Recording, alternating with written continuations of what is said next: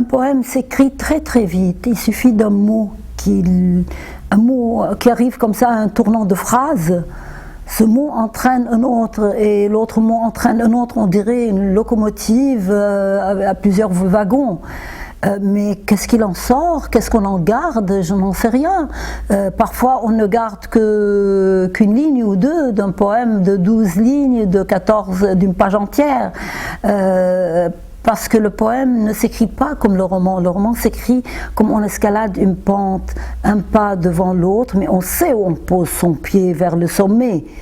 On arrive en haut, on plante le mot fin, comme celui qui a escaladé l'Himalaya a planté son drapeau.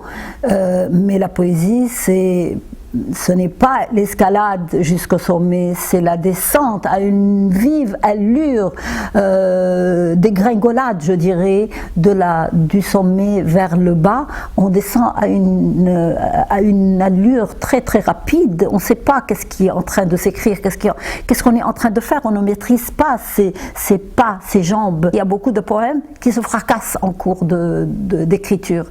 Vous arrivez 2-3 lignes et vous ne pouvez plus continuer.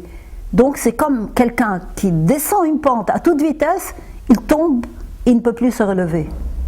Il y a des poèmes qui se relèvent, il y a d'autres poèmes qui ne se relèvent pas.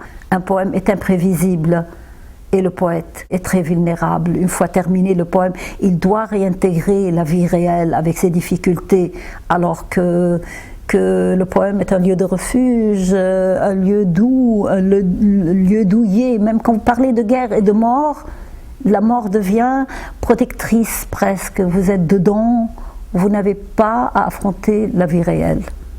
Pour moi, la poésie est un lieu de refuge contre les contrariétés de la vie.